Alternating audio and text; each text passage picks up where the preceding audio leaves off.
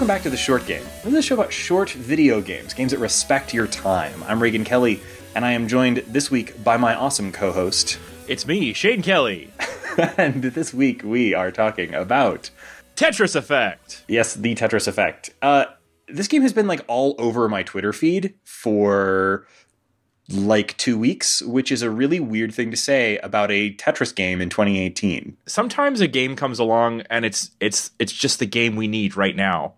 And right now that game is block stacking. How do you get people talking constantly about a new release of Tetris in 2018? You do really awesome stuff with it. So, it is kind of one of those games, Tetris, that feels like it needs no introduction.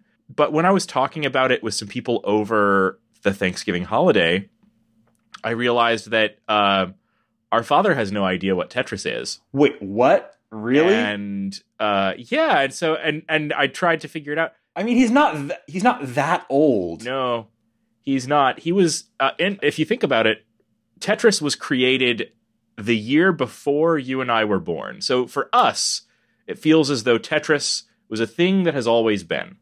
But that's not the case. It really feels like not knowing how to play Tetris is like not knowing how to pump your own gas. Well, you see, that's the thing about Tetris. The wonderful thing about Tetris is that if you sit down and you've never even heard of Tetris and you start playing Tetris, you'll know everything there is to know about, how to play Tetris in 5 minutes.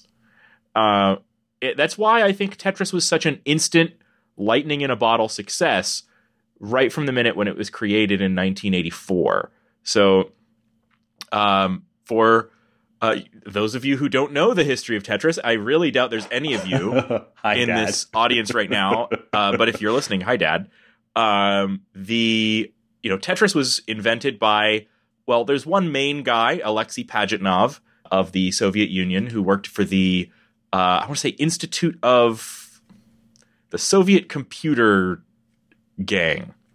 There's some kind of yes. some University of Moscow, something along those lines. So he was one of the computer programmers, and they got their very first kind of not mainframe computer in his kind of computing department at the university. And he and a group of colleagues there decided to kind of try and tinker around and make up games. And he took his inspiration from this sort of pentominoes game where you have these little domino pieces that are composed of 5 little squares, and you try and assemble them into a rectangle. And he created the first version of Tetris because the computers were simple. He simplified it down to pieces made out of 4 little squares. And in order to keep the game going, instead of when you filled up the box with all your squares making a rectangle, instead, every time you assembled a line, he would clear that line and move it on. And that was how Tetris came to be.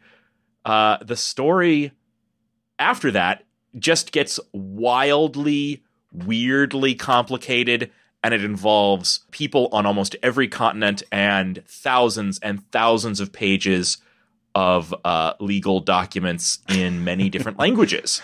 Yeah. So, but Tetris came to the U.S.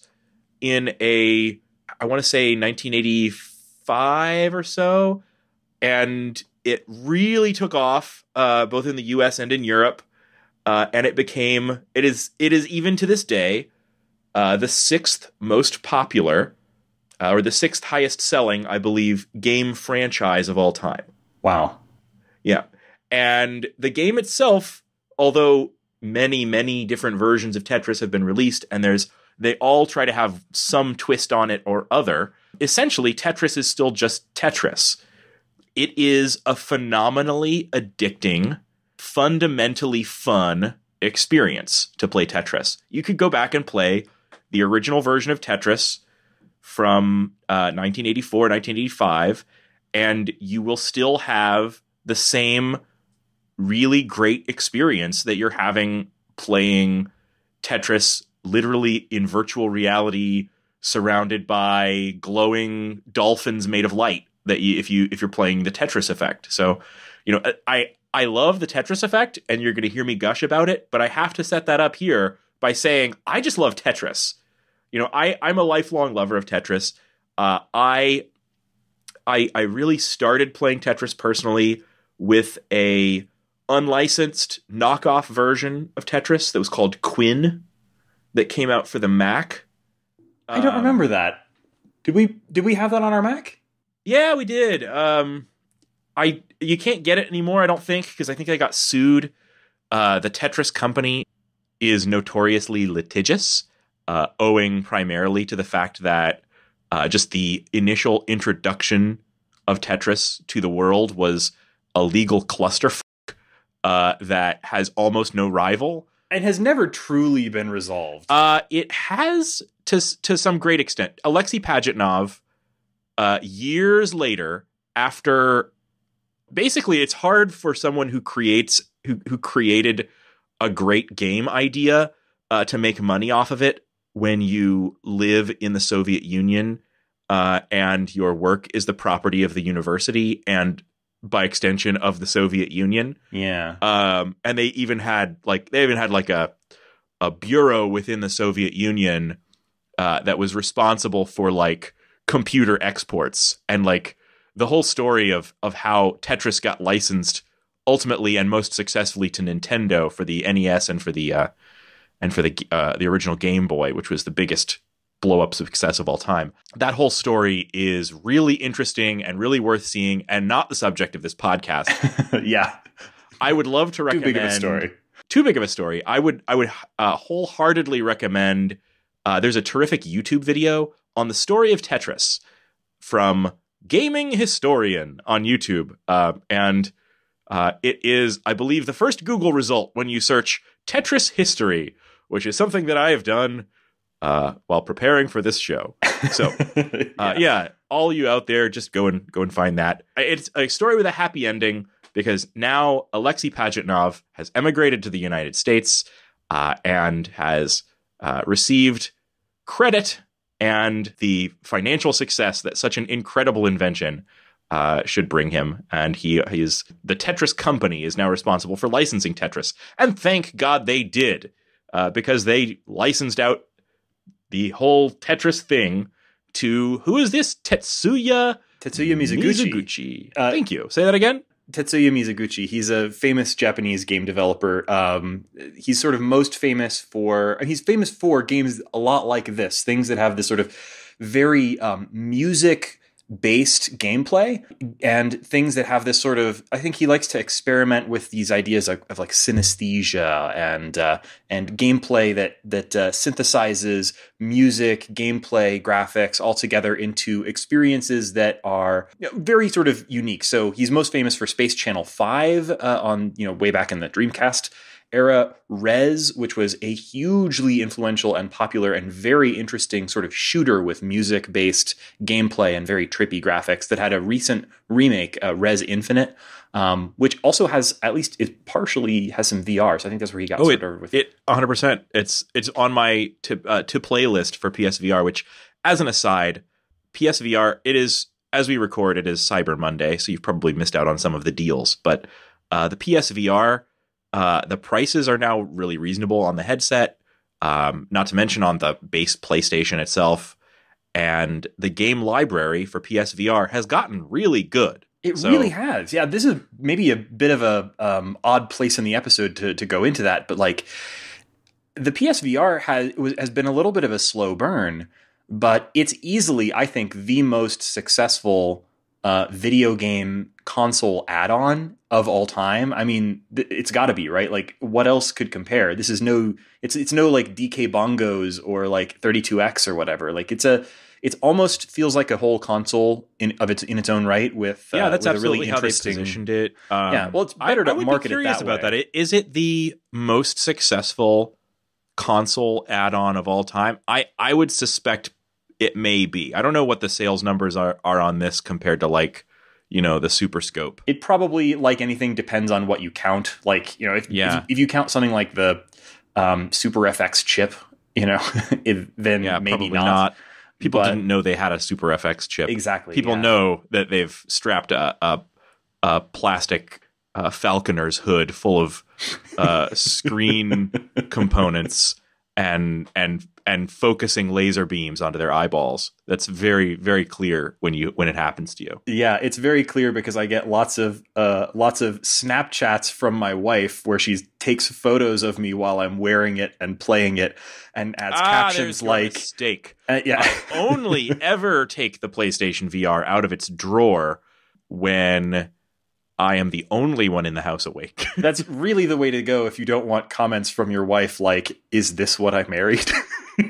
I don't give a shit what my wife says about it, but my toddler will instantly run to me, seeing that I have glowing, colorful lights all over Daddy's head and face, and will grab the convenient cord to yank my face off and pull my whole world out of alignment. It's maybe the least convenient way to play video games ever devised. I mean, the only way to make it less convenient would be go the Virtual Boy route and make you like strap your head to a table in order to play it. Like, it is unbelievably clunky. We are still, I think, 5 years or more away from having VR that becomes something that's like truly mass market and simple. It really won't be something that's just for everyone until they overcome a lot of really difficult technical hurdles. But if you're willing to set aside time and rearrange the space in your house in order to play a video game, there are some really amazing experiences. And Tetris Effect,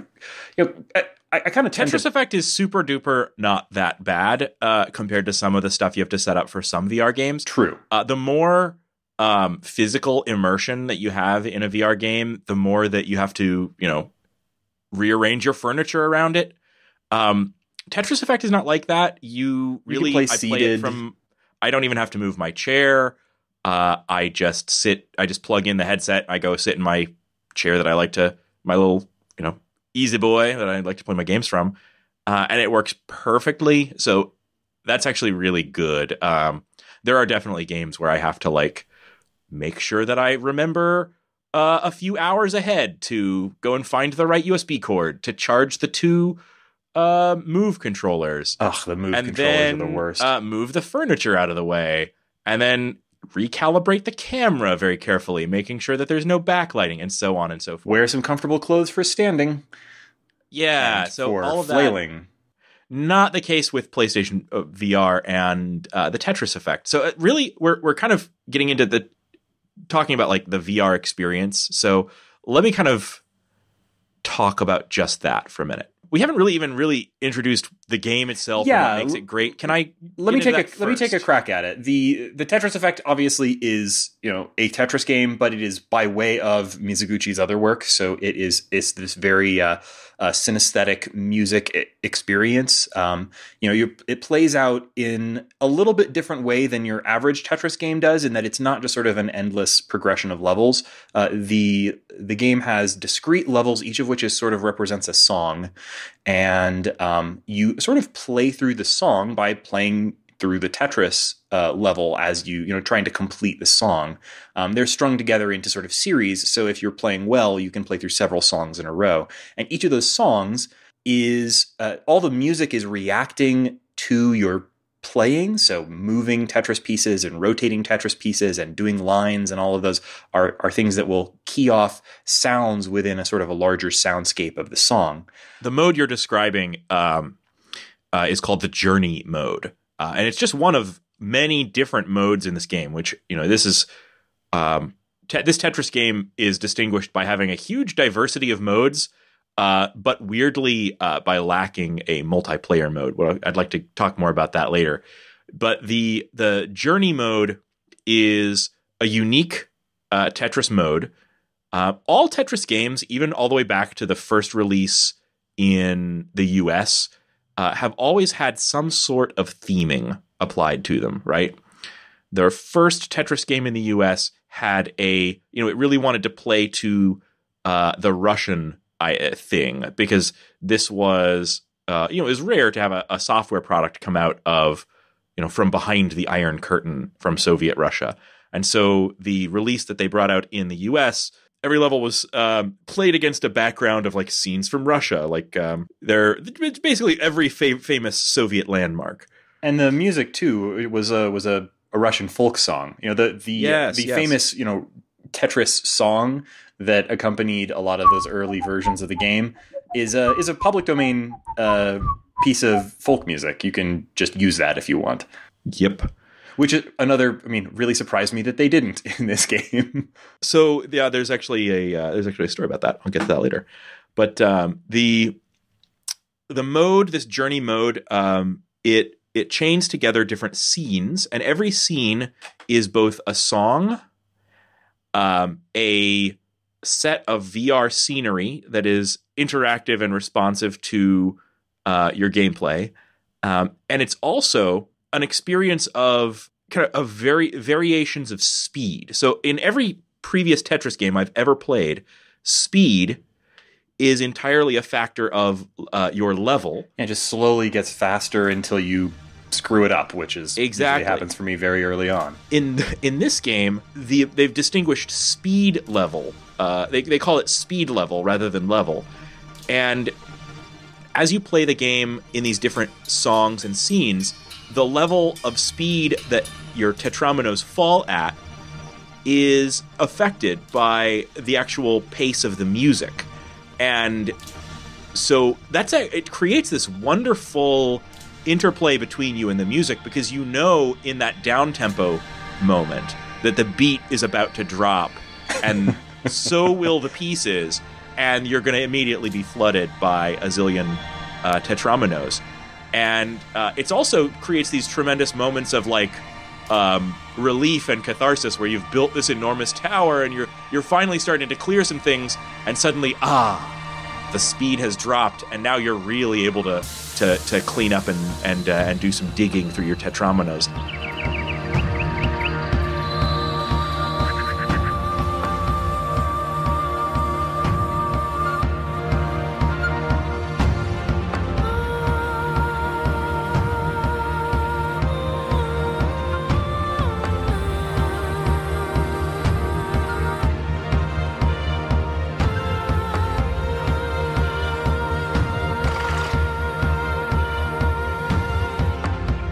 That was actually a huge thing for me, just in terms of the Tetris gameplay of this, because, I don't mind a little bit of the stress, the sort of, hectic Tetris endgame where you're desperately trying to find places for pieces as they come faster than you can actually process what they are.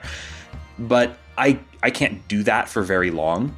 Having a game that takes you to that place and then eases that throttle back a little bit, even if it weren't it beautifully ties into the music and everything, but even apart from just how that ties into the overall presentation, being able to, having a Tetris game that pushes you to that manic Tetris state and then dials it back a little bit is just why hasn't every Tetris game essentially done that in some way? It's huge. It made it a lot more fun to play because you go to that place, but you don't stay in that place the whole time. The entire journey mode in that way is tremendously forgiving. And it's not just the choice to have the speed vary in that way. The mechanic of the zone meter is original to this and is a really wonderful, forgiving mechanic. And also Wait, what is the zone meter? You don't know this? Did really? Just I'm confused. What was it? What was the zone meter? Okay, so in the Tetris Effect, as you play, you're building up a zone meter that fills up in the bottom corner of your screen. It's a little circle that fills up. Oh, I know what you're talking about. Yeah, so go ahead. Yeah, when you fill up the zone meter, you can press a button and then go into the zone, and the pieces stop falling. Oh. Then you can place the pieces very carefully. I never figured this out. You did not play the tutorial. Why would I play a tutorial in a Tetris game? I didn't know this was a thing. I actually did play the tutorial, but it starts you with here's how to drop a piece, and I'm like, I know how to do this. Done. And then I didn't finish the tutorial. The second screen on that tutorial. What? I can't believe I missed this. Okay, that explains why I was so goddamn bad at this game. Yes. Okay, it does, because the zone meter is a huge part of this game. So while I'm on the subject of ways in which this is forgiving, I don't want to neglect to mention that its checkpointing is extremely generous. Like, yeah. As you play, you're playing song after song in these little sequences that are kind of like a playlist, but you can continue from the start of the song anytime you want. But yeah, the zone meter, so important. Okay, so I can't believe huge I part of didn't this game. understand this. Okay, let me tell you a little bit about the zone meter. So yeah, I played through enjoy... 2/3 of this game, by the way. I didn't complete it, but I played through 2/3 of this game without knowing that the zone meter did. So when you go back and play again, you're going to absolutely blast through it because the zone meter is extremely helpful. Okay. Once the zone meter, when you clear lines, you start building up the zone meter. And at any time when you have at least some zone meter filled up, you can trigger the zone. And in the zone, the pieces don't fall. You can basically drop them exactly where you want them to go. It's a timer, so the more zone time you have, the longer you can take doing that. And also, lines do not clear in the zone. So normally the most pieces that you can clear at once in Tetris is a Tetris, which is where you take that 4-piece long bar and you drop it into a perfect 4-piece hole, and it clears 4 lines at once. That is a Tetris. With the zone meter, because lines do not clear until you have used up your zone meter and you return back to the normal game speed, you can actually clear more lines than 4 at once. And so I have gotten several octrises, which is where you clear 8 lines at once. Awesome. Using the zone meter. You can get I've gotten one decatris, which was 10 lines at once. And I believe it is possible. They have named the 20-line clear the Ultras, which is very, nice. Very good to hear. There's also the 24.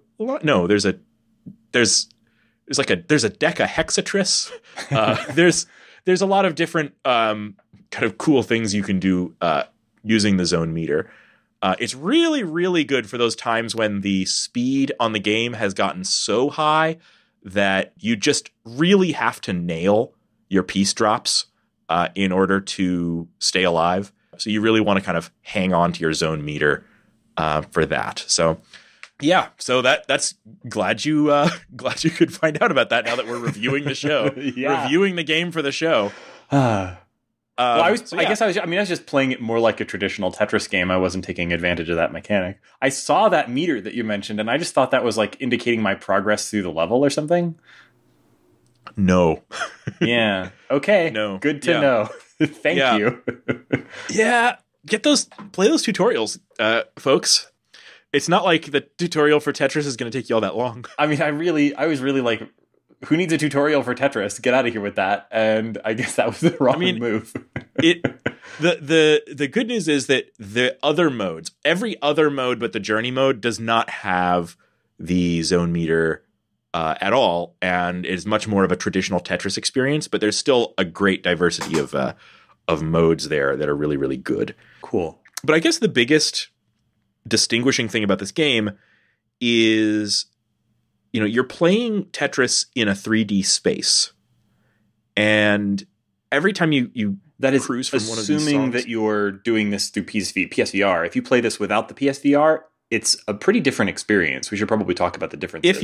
Even if you're playing it without the PSVR, you still are in a 3D space, but you're seeing it, of course, on your screen. You can actually use the sticks on the controller to like move the camera around if you, for whatever reason, want to like turn the camera and look at the dolphins or get a sidelong angle on your Tetris pieces. Or one thing that I did actually find useful there is move the camera a little closer to the Tetris that is happening on screen. There's actually a lot of options, including like always start my camera a little closer to the Tetris. But the VR experience is really, really compelling, just because it's so reactive to like what you're playing. And Tetris is a weird choice initially for VR, but it works extremely, extremely well. The PSVR doesn't have incredible resolution. There's always a little bit of that pixelation that you're going to see, but it totally doesn't matter with Tetris. Yeah, I always sort of feel like I'm looking through the world through a screen door. when using a PSVR headset. You know, it sort of has that feeling of like, you know, it's not exactly pixelated, because there is this sort of sub-pixel rendering, so it just sort of feels like you're looking at things through a sieve or something like that. Yeah. But yeah, it doesn't really matter here, because Tetris, you don't need a lot of fine detail on the tetrominoes. You know what a tetromino looks like. They're big enough that you can tell exactly what they are, how they're shaped, and how they're oriented without like high resolution graphics. I don't need them. Yeah, the graphics here are, you know, make a lot of use of things that work really well in VR. Things like underwater or outer space scenes, or tons of particle effects flying around your head. Yeah. So all of that stuff works extremely well, really plays to the strength of a PSVR headset. So it's a really good example of like things that look really good in this kind of technology that mitigate any of the kind of hardware limitations in this kind of, you know, version 1 of a commercial VR headset. I think it's really interesting that like I think Mizuguchi has a kind of a lifelong or career-long interest in VR. You know, he did a really, really good interview with Jeremy Parrish of Retronauts, and I'll put a link in the show notes to that podcast. If you're not listening to Retronauts, by the way, it's one of the best video game podcasts out there. And his interview earlier this summer, I think. Don't pump the competition. I know. With Mizuguchi, Mizuguchi was talking about how he's had this sort of very long time interest in VR ever since seeing some like super early 80s VR headsets that were in use by NASA. And there was a period when I think he was with Sega at the time, and Sega was considering doing some VR that he described as basically strapping a Game Gear to your head. Back in the 80s, there was a whole plan for that, and he was involved in that somehow. It's been a little while since I listened to that interview, so apologies, I don't recall the details there, but he's had an interest in VR for his entire career, and it's only very recently with Res Infinite and this game that he's had the option to actually kind of make that a part of his actual, you know, that's now an actual commercial product that he can develop games for. But it's really interesting to see that kind of take off. He's really doing something different with VR than everybody else did. A lot of game developers looked at VR and were like, how are we going to do a shooter on that thing? And he was like, how are we going to play Tetris with music that makes you cry? You know, like, it's a different kind of approach to like somebody with a, you know, what are you going to do with this VR headset? It's really interesting to see. You brought up something really that I think is key here, and that, or super interesting, is that the idea of it's clear that the goal here was to try to turn Tetris into an emotional experience. Yeah, and largely they succeeded. It was typified for me by some of the first few tracks. They picked the order very well. The first track is a huge hit of like endorphins and of like emotion. Wait, is the first track it's all connected, or is that the? Yeah, that's the one. That is such a good track.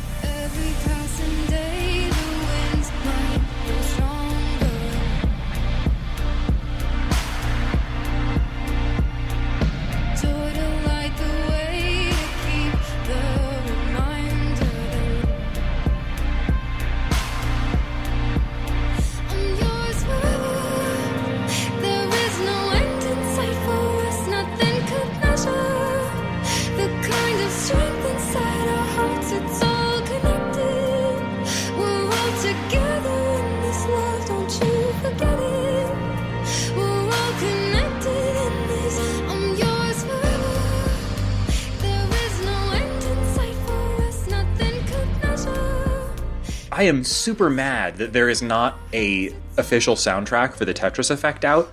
If you pre-ordered the game, you can get it came with like a 7-song sampler of the soundtrack. But according to the developers and the publisher, they haven't put out a soundtrack for the game yet, and probably won't for quite a while, because the way that the game mixes its sound, there's not really a canonical version, like mixed version of these tracks. They are sort of mixed and generated within the game. And if you play it, like, you know exactly what they're talking about. If you just let this game play and you're not playing Tetris along with it, the sound is boring, and it's sort of the play that brings those songs to life with the extra musical elements that get created sort of on the fly. So there's not really like a canonical pre-mixed version of these songs. I am going to try to edit in what music I can get, because the music in this game is super good. I mean, that's sort of Mizuguchi's, trademark, but like this is really, really good music to go along with this game experience. It's super cool. This is not the first or even only virtual reality music game experience that I've really enjoyed. Right when I bought the PSVR, Thumper was really big. Thumper being a kind of more traditional music game. They called it a music or a rhythm violence game. It's kind of a roller coaster ride crossed with a Guitar Hero kind of game. And just this week, they have brought out Beat Saber for PSVR. Oh, I've heard so much about that, but yeah, there's a lot of hype for this one. I haven't gotten a chance to play it yet, but it's a game where you've got like a couple of lightsabers, like a lightsaber in each hand, and you're playing a rhythm game by like slicing these blocks that are flying at you. So yeah, I think that kind of simplified visuals and the intense kind of immersion that you can get with, blocking out everything except for the rhythm and the beat with PSVR is really effective for this kind of game. And, this game uses it along with something that I already have an experience with.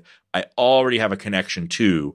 And so the entire piece together is so effective for me. There were moments where I just had to like sit and stop and like give up on landing pieces just so that I could like listen to the beat and look around. Yeah. And that's really, really good. It's awesome. I do have to say, like, VR is optional on this game.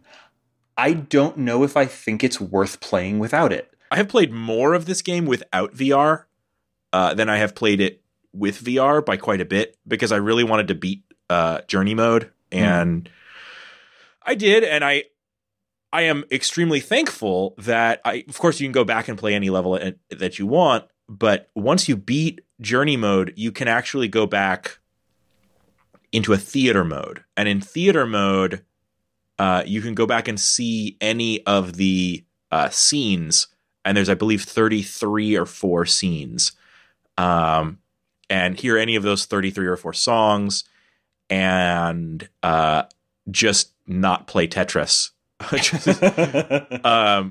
So there's that, yeah. And so it makes use of all of that stuff later for other things too. So when you play the other modes, you can select any of the different scenes, and they're all very effective both in VR and in 2D, but much obviously more so. Yeah, with the immersion. I have to say that like this is a great Tetris game, but it's a big ask to ask people to spend $40 on a Tetris game in 2018. I mean, yeah, I think this is going to drop in price. Probably, but like precipitously. Yeah, maybe so. $40 damn dollars. I had to have it. Oh yeah, man. No, and I don't regret my purchase at all, but I do have to say, like, yeah, no, if you don't have a PSVR, maybe wait for the price to drop on this, because it is $40 damn dollars. $40 goddamn dollars for a Tetris game in 2018. That is nuts. I had some, like, I'm not the kind of person that like makes my buying decisions for video games based on like that side of things, really. Like I can afford a $40 Tetris game. I want to play what's interesting and what we could talk about on this show and all that. But I have to say, my thumb hovered over that buy button for a little longer with this than it has for a lot of other stuff we've covered on the show, just because it's 2018. I have Tetris that is free on my phone. I have Tetris that costs like 60 cents on every device that I own in this house.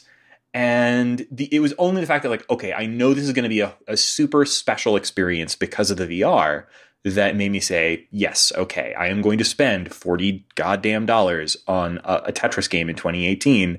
I'm very glad that I did it. I've got Puyo Puyo Tetris on my Switch. Like, I've already got that. Which is, I think, one of the best versions of Tetris you can buy today. Puyo Puyo Tetris. I am more of a Puyo stan than a Tetris stan, but, like, man, Puyo Puyo Tetris is the best version of Tetris that I had ever played until this version. And I was like, I already own that, man. And that has 2 players. So, You know, I get what you're saying, but this was still a day one purchase for me because I had seen some coverage of it ahead of time, and I saw stuff like the zone meter, which, by the way, I simply do not know how you missed that. But I understood that there was a meter. I just didn't know how to activate it. I saw you never even accidentally grazed the L2 button. No, why would you hit that when you play Tetris? You don't even need to touch the face buttons. You use the D-pad and down. Like, that's the only things I ever touch. Yeah. So you hold on. You say you just use the D-pad. You can rotate the pieces, right, with the buttons. You do use the face buttons for that, right? Yes, of course. Okay. Wait, what? Yes, of course I know you can rotate the pieces. I mean, just checking. Yes, but like that's like left, right, one button for rotate, and that's it. There's 2 buttons for rotate, right? Look, I get it. Okay, I'm aware that you can turn it both ways. I'm aware of that, but like, ain't nobody got time for that. I'm not gonna like sit there and think about which rotate I need. I'm just gonna hit the one button until it's the way I want it. Duh. All right. You can put pieces in a hold with the L1 button, right? No, I didn't know that. Oh my God, Reagan! Play the goddamn tutorial. Okay. That is not just the Tetris Effect. That is virtually every Tetris game. You could do that in Tetris for I think. Not the NES, but the SNES for sure. I mean, you definitely can't do it on the Game Boy, which is where I have most of my Tetris experience. You can't do that in Puyo, can you? Yeah. You can? Yes. Can you do it with Puyos? No, but you can do it with Tetraminos. Why don't they tell me these things?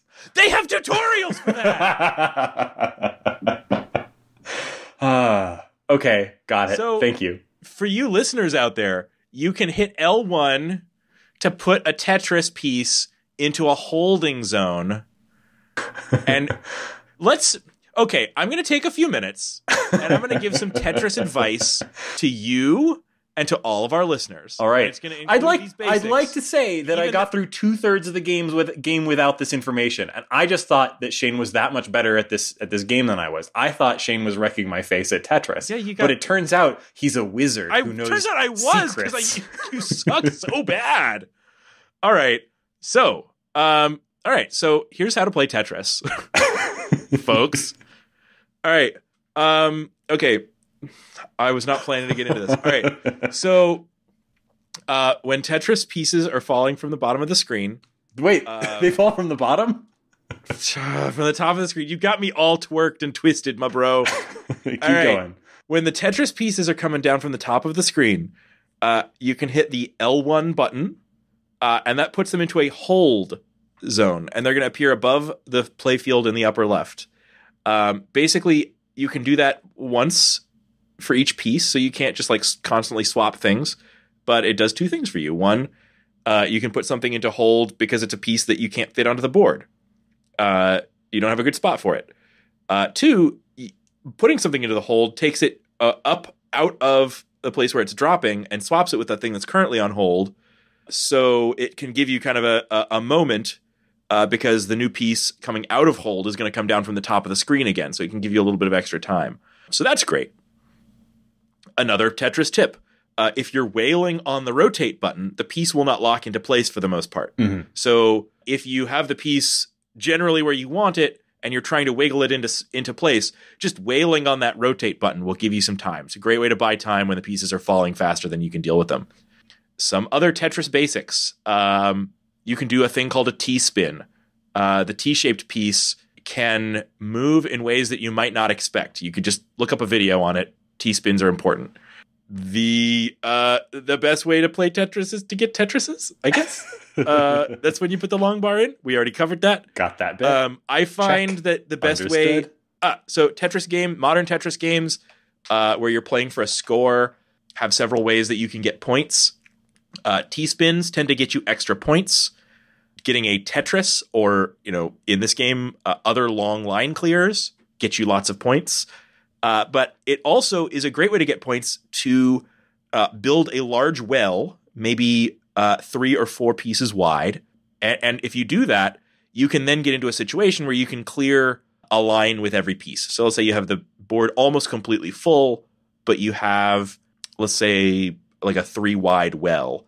You can start dropping pieces into that well, and if you're as long as you're clearing at least one line with every piece you drop, you're making a chain. And the longer your chain, the more pieces that you get, the more points you get.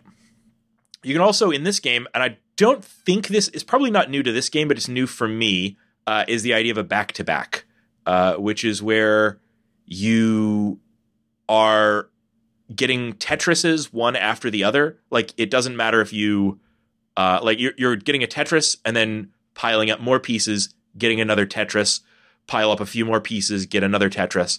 If you can get back-to-back Tetrises without clearing any other lines that are not making a Tetris, that's also a high score booster. So there's lots of ways for you to do that. And in many of the modes that you can get to after journey mode, or if you're just a high score chaser, being able to do some of these things is important because, it's how you really rack up the points. If you're just focusing on keeping the board clear enough to get through to the end of the song, you certainly will enjoy the game, and you'll beat the levels, but your score will not be super choice. Thank you, Sensei. So that's Shane's How to Play Tetris Get Good Corner, a new segment on our show. Thank you, Sensei. Get good. Yeah. Well, honestly, that was actually very useful to me because there were clearly some things that I missed there. And I'm looking forward to going back, and hopefully now I'll be able to get past the end of the third, I think it was the third sort of course or chunk of levels. I was just really stuck there. I thought it was impossible. Even turned it down to the easiest difficulty and I couldn't get past it. So clearly there's something there that I need to try again. So I am not a Tetris god by any means. But I did beat the game on medium, and I've gotten now I'm still working at it, but I've managed to get about halfway through on the expert difficulty. That's awesome. So it is really good. It's a fun game. One of the other things I forgot to mention is I really like is if you just want to go back and play on the normal difficulty or the easy once you've beaten it, it starts tracking a total high score where you can kind of do a marathon mode where you'll play through. The levels are grouped into these little 4 or 5 song chunks. But in the marathon mode kind of thing, you just go through and play continuously through the whole game again if you want in one sitting. And one thing I have not mentioned is as you move from song to song, it keeps the board state. So it gives you a moment to breathe, but then you're right back to where you were with all your pieces piled up again. But it's fairly forgiving. If you fail, if you top out, yes, then it doesn't take you back to the beginning of your several song track list or whatever. Yeah, it just takes you back to the beginning of the song, which can be really useful because if you're on a course that's 5 songs and you're 3 songs deep and you screw up, you don't have to start the whole thing over. It still lets you continue from where you left off. On that subject, there's actually the other modes are grouped into I think 4 categories. There's classic, adventure, chill, and something else. And I don't remember what all of them are. But the ones that are listed as chill are even more forgiving. If you top out, it just wipes the board and you carry on exactly where you were. Wow. It just literally starts you over. So do you have any favorite songs or levels or whatever? Yes, I do. Okay, so the first song, like I mentioned, that one is so really good. Really, really good. Another, I don't remember the name of it, but you are flying through a city and it's playing you jazz. That is my favorite one in the game. Yes. That's where probably the interaction between your gameplay movements and the music is the strongest, because every time you move a piece in any way, left, right, or rotate, it basically sounds... The pieces are making sound that sounds like someone noodling on a jazz piano. And the scenery around you is sort of like a city coming to life. So there's things like taxi cabs and buildings, and everything's slowly kind of like waking up. It's really, really cool. It actually starts with all the pieces of the city kind of floating in disarray. And then as you're playing, as you're lining up your tetrominoes, it's actually lining up these bits of the city, and like building the city in front of you, which is really, really cool. And there's a great sense of movement to it.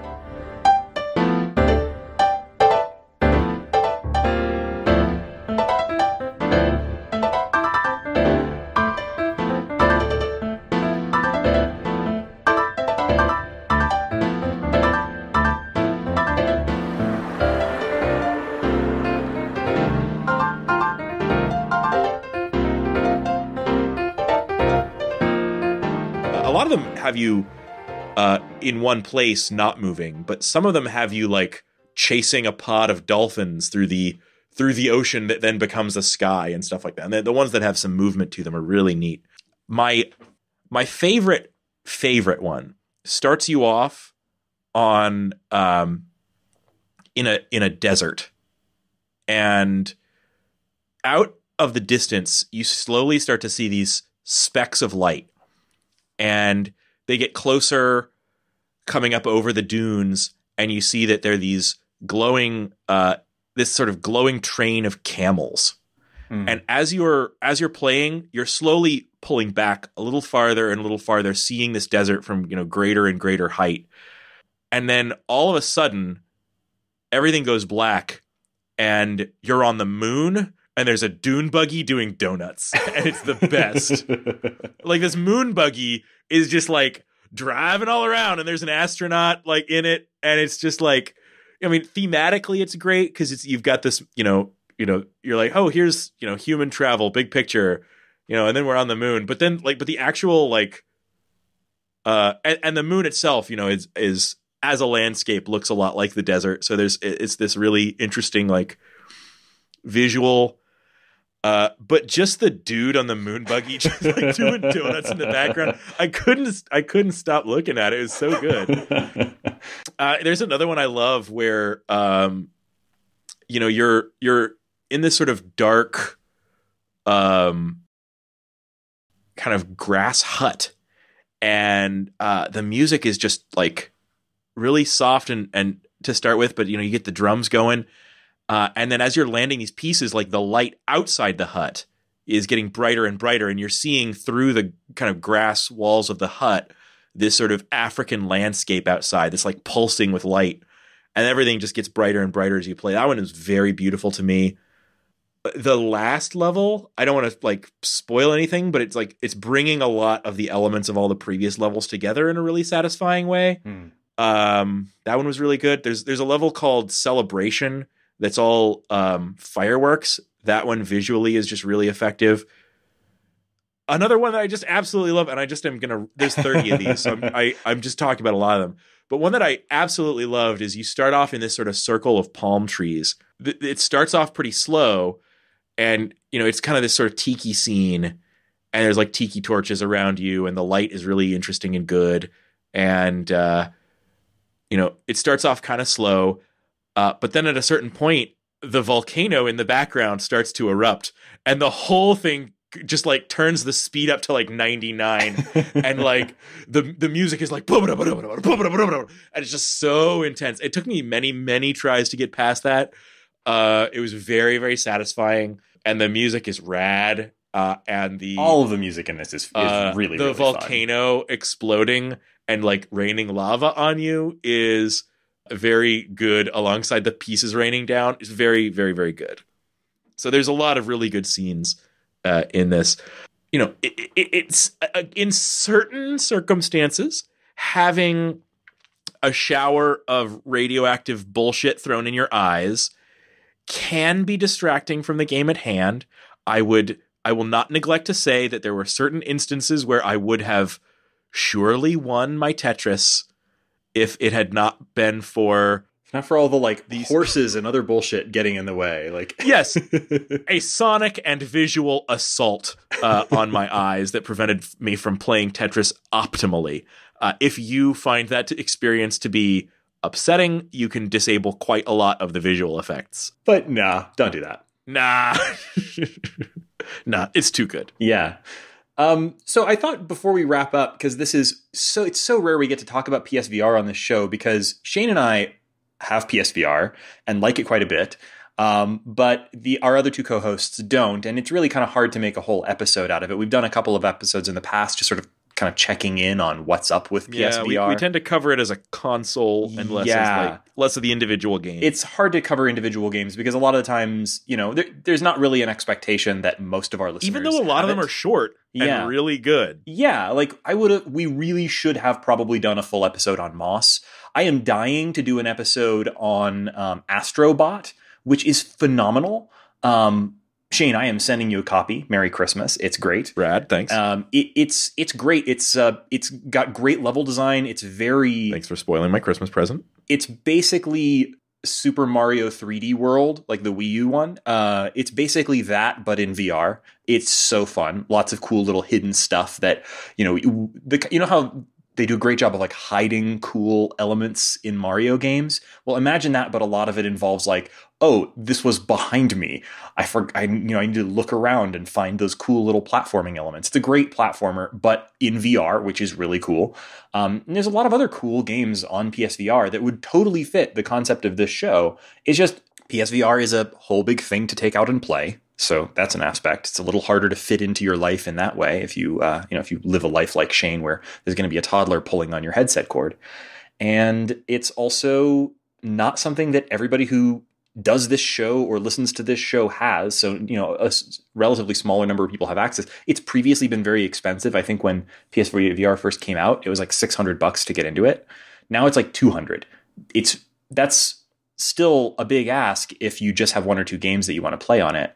But it's getting to where PSVR, even if we're kind of coming to the end of a console generation, it's still, I think, a really good time to check PSVR out because it's had enough time now to really get its ball rolling. You can buy a PSVR starter set for it goes on sale all the time. Every Black Friday, every holiday, you can pick up a PSVR setup for a couple $100 probably. And it'll probably come with a couple of really cool games, and there's now a pretty good library for it. I'm using it more now, 3 years into its life, than I ever did when it was brand new. Yeah, same here. There's a lot of games that I missed on PSVR when they first came out that I've been trying to circle back to. I'm hopefully going to circle back to the launch title, the Battlezone game that I've heard really good things about. Oh, the tank one. Yeah. I want to check that out too. I've never gotten around to it either. Well, it's got online co-op, so we should play it together. Oh, that'd be fun. Yeah, that would be. And it's like a roguelike. It's right up my alley. But try and find a time where we're both in a place where it's okay for us to block out the world and put on our blinders and all that. Yeah, it would have to be 9:00 at night here, which is it's just 8 here. 8:00, 8 there. And I would have to have nothing else planned. Yeah, that's prime time for podcasting too. Yeah. So, and my other various nighttime activities. Well, listeners, if you are interested in hearing more about PSVR games, that's always something that we can do. It's just something that we often, don't because of the various things about it that make it a smaller sort of subset of what we do. But if you have a PSVR game that you like and you think we ought to be checking out, we're happy to talk about them. So let us know. Well, I guess we like to end the show with a segment that we call What's Pissing You Off This Week? So, just kidding. It's things that are making us happy. So, Reagan, what's your thing that's making you happy? I can start if you want a second to think it over if you're not a happy person. Oh, no, I've been having a very happy week. I had a great week with my in-laws in town and just sort of doing general Thanksgiving-y stuff. Happy Thanksgiving. Yes, to you as well. By the way. with Thanksgiving or anything else, like anytime when there's going to be family around or where you might be traveling, I'm always like looking for something to play on my phone. And I've been a little bit more on a retro and RPG kick lately. And so I remembered it actually went on sale and I was like, oh, I should buy that. And then I realized I'd already bought it maybe years ago, that the iOS port of Final Fantasy Tactics, War of the Lions. And I was like, oh yeah, I own that. And I've never even opened it. Let me download it and give it a shot. And so I guess my thing that's been making me happy this week was sneaking in rounds of Final Fantasy Tactics on my phone and iPad in between all of the other stuff that's been going on. I mean, I don't want to say that that's the thing that's been making me happy on Thanksgiving. I had a lovely Thanksgiving. But in terms of things that might be relevant to the podcast. Turkey, a little dry, but that Final Fantasy... You know, I had never played Final Fantasy Tactics before. You always hear that it's this, it's everybody's favorite game. Every time it seems like clockwork, about once a year, there's a big profile piece from somebody at some, one of the big online gaming publications where I guess they just sort of like ran out of things to talk about and roll back around to talking about how much they love Final Fantasy Tactics. And, I've tried to start it before, but it's pretty unapproachable at first. I always find that like the second level, which is like the Dorter slums or whatever, the second level requires that you already understand so much about the game system and that you already have leveled up probably 5 or 6 levels for a party of like 8 characters or something, or no, it's just like 6. But anyway, it requires a lot of you very early on. And if you don't put in the work and do some very, very early game grinding, you will get annihilated right there in that first spot. So I had bounced off of the game real hard before. I've actually bought this game now too many times. I have bought it on PlayStation 1 because it's one of those games that I continually felt like I'm going to want to play that. So I keep picking it up. I bought it on PS1. I bought the PS1 Classic, the download that you can play on the PS3. I bought the Vita version, or actually it's the PSP version, and downloaded it to my Vita because it keeps going on sale. And then I bought the iOS, the iPhone version, and then the separate iPad version. So I've bought this game 5 damn times and bounced off it more times than I can count. But I've finally decided this is the time. So I went and read a bunch of just GameFAQs stuff to kind of figure out how to get past the early game. And once you do get over that initial hump, because it's very different from other RPGs that I've played, and I'm not a huge tactics game person. But once you get over that initial hump, it's a really, really interesting game. And it's actually the iOS version is a really, really good version. So I guess that's kind of what's making me happy this week. I'm playing a lot of that. That is awesome. It's a game with a reputation for like being like, I don't know, really, really, really absorbing and like everyone wants sequels galore to it. So there's got to be something to it. But I'm like you, I've bounced off of it a few times. Yeah, it's a game that really you have to be really down to engage with its systems.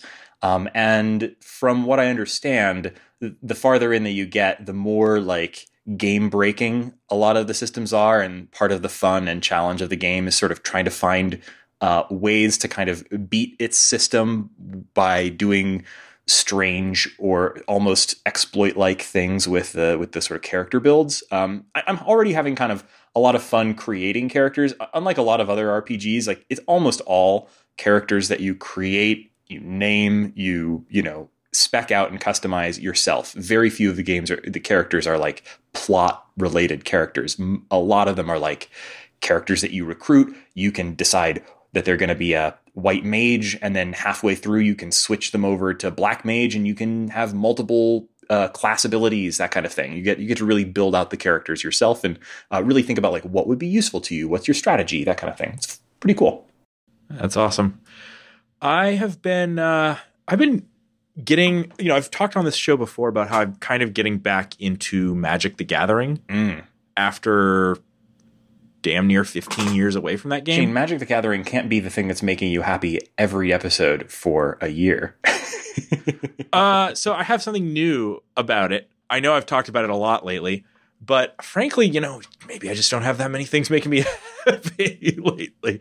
Okay, so Magic the That makes me sad, Shane. All right, so I've got a good friend, and he and I have been playing a ton of kitchen table Magic, and he lives nearby, so literally, like, you know, even tonight I had to turn down a text from him saying, like, you want to come over and play Magic? And you know, it's really nice to have a neighbor who just wants to, you know, always is on the same page about like playing cards all the time. So I am happy this week because this week finished building and perfected a deck that is based around the most fun thing I've ever done in Magic, and I'll explain it to you now. So there is a card in Magic in the latest set called Etrata the Silencer.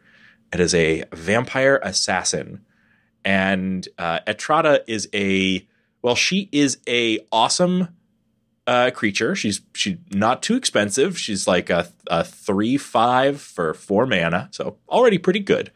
But what makes Etrata so cool is that Etrata is completely unblockable, and when Etrata attacks and hits your opponent, you basically kill one of their creatures. You exile the creature, and if you manage to do that 3 times, you win the game automatically. Because if they ever have 3 creatures killed by Etrata, they lose the game. The hitch is that Etrata normally vanishes into the night when she's performed one of these hits. You take Etrata and shuffle her back into your deck. So at most you could have 4 Etratas in your deck. Odds are you wouldn't get them all out. But I built a whole deck around ways to maximize my likelihood of getting Etrata out 3 times. And I have lots of ways of doing that. Some of them include cards that return Etrata to my hand before she goes back into the library. Or my favorite is there's this tremendous card called Helm of the Host, where it's like this very expensive piece of equipment that you equip on a creature, and then every turn it clones that creature. So you can basically pile up, and you only ever need to clone the creature 3 times because, you know, three. But what's really so supremely satisfying about Etrata, what's so supremely satisfying is that once you get 2 creatures down with Etrata, your opponent knows that if they bring out another creature, you're instantly going to attack and win the game.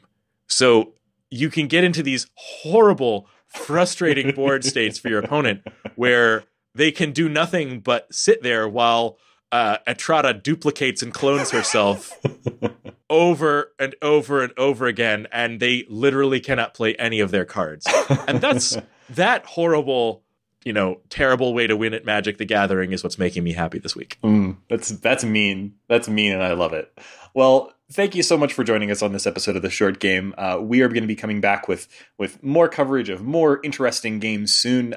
Laura, I know that right now, as you listen to this, you're stuck Laura would have been joining us on this episode, but she's stuck in New York, following all of the snow up there. So, hi Laura, hope you're back soon, and we'll catch up soon. We're going to be Laura and I have been playing through Return of the Obra Dinn together, which is a phenomenal game, and I'm looking forward to covering it on this show. We've got a bunch of other cool stuff sort of up in the pipe as well. So come back soon for another episode of The Short Game, and we'll be talking about other cool stuff. If you have a game that you think we ought to cover, either short games, maybe PSVR games that you think are interesting, or just anything that you think is short and good, let us know what it is. A good way to get in touch with us is our website, www.theshortgame.net, where we have a contact form, or you can find us on Twitter @_shortgame. And of course, you can find me on Twitter. I'm @RayganK. That's RayGanK. Shane, where can people find you?